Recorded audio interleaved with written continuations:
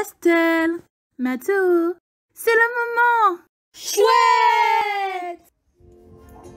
La parole de Dieu, c'est un livre merveilleux qui nous fait connaître le puissant Créateur. Oui, la parole de Dieu, c'est un livre merveilleux. Il faudrait l'ouvrir chaque jour, tous les jours. Oui, chaque jour. Notre verset du jour se trouve dans Matthieu 28, verset 20, la deuxième partie. Et voici, je suis avec vous tous les jours jusqu'à la fin du monde. Salut! Bonjour Mathéo! Bonjour Estelle! Coucou les enfants! Nous sommes contents de vous retrouver aujourd'hui encore. Et pour la 44e étape de notre route 66, nous irons en plein cœur de Jérusalem en compagnie de Mathéo et d'Estelle. Oui. Regardez ce dessin. Bon. Qu'est-ce que c'est, Mathéo? Tu connais ce dessin? Qu'est-ce qu'on peut faire avec? Oh là, Estelle, doucement, une question à la fois. Et d'ailleurs, tu ne connais même pas cela. On voit ça partout. Mathéo, laisse-moi poser mes questions. Du calme, Oh là là. du calme les enfants. On va bientôt le savoir. Soyez patients. Je suppose que vous, les enfants, vous avez déjà vu ce symbole. Regardez bien. Oui. Cela s'appelle un Wi-Fi.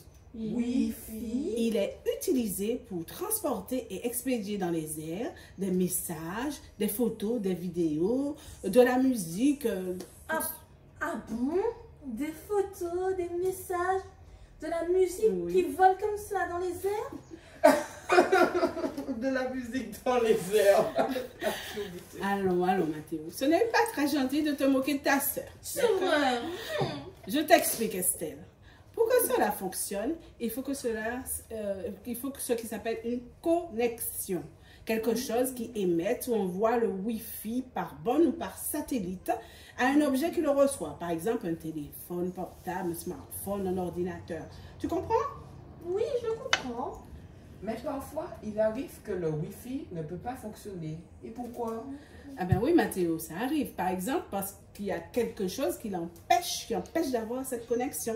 Exemple, un mur, quoi encore. Ou bien quand on est trop loin. Exactement. Ah. Ça me fait penser, les enfants, à une histoire que l'on trouve dans la Bible. Cela s'est passé dans la ville de Jérusalem, 50 jours après que Jésus soit monté au ciel, après sa résurrection. Il y avait le Wi-Fi dans la Bible. Il n'y a pas de Wi-Fi. Oh, Mathéo. Arrête, tu n'es pas gentil avec moi. Allez, Estelle, ce n'est pas grave, Estelle. Laisse-le s'amuser.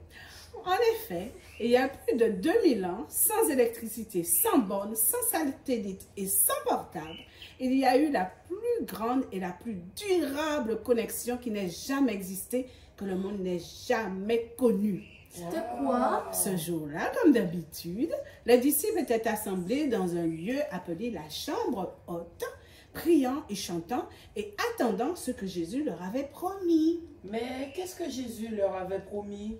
Ben, c'est évident que les Juifs les laissent tranquilles ou arrêtent de les persécuter.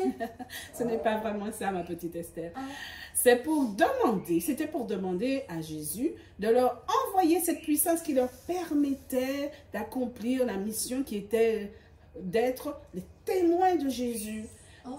Voilà. Et un matin, alors que les disciples étaient assemblés dans la chambre haute, le jour de la Pentecôte, on a entendu un gros bruit qui venait du ciel. Un bruit comme celui d'un vent fort qui remplit toute la maison où ils étaient assis. Ils ont dû avoir peur. Ah oui, très peur. Peut-être furent-ils surpris, je ne sais pas s'ils ont eu peur. Vraiment. Ensuite, ils ont vu des petites choses semblables à des langues, comme des langues de feu qui se posèrent sur chacun d'eux et furent tous remplis du Saint-Esprit. Ah oui, Extraordinaire, hein? c'était le Saint-Esprit que Jésus leur avait promis alors? Oui, et à partir de là, ils se mirent à faire tous les miracles que Jésus faisait quand il était encore sur terre. Vous vous rendez compte? Ouais. Les disciples prêchaient avec conviction, baptisaient des milliers de personnes, guérissaient les malades. Ils faisaient plein d'autres miracles. Wow. Et sans cette puissance, ils n'auraient rien pu faire. C'est extraordinaire. Extraordinaire.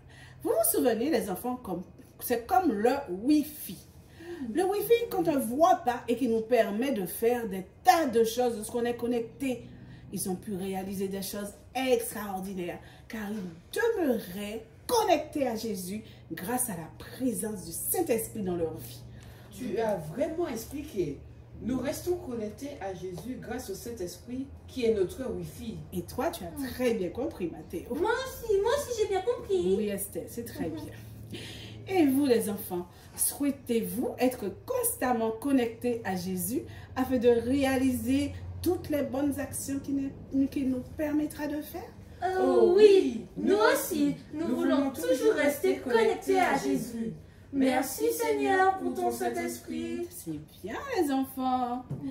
Vous savez, les enfants, vous qui nous regardez de l'autre côté, vous pouvez relire cette histoire à la maison dans Acte 2, versets 1 à 24. Alors, quel sera votre engagement? Aujourd'hui, je m'engage à écouter Dieu me parler à travers son Saint-Esprit et à faire de mon mieux pour rester connecté à lui par sa parole. Prions, Mathéo. Seigneur, aide-moi à toujours rester connecté à toi afin que rien ne vienne entraver ma relation avec toi, car je veux recevoir tes messages pour produire ce que tu attends de moi. Amen. Amen. Alors, à la semaine prochaine, les enfants. À la semaine prochaine. Allez, on dit au revoir à nos amis de l'autre côté. Au revoir.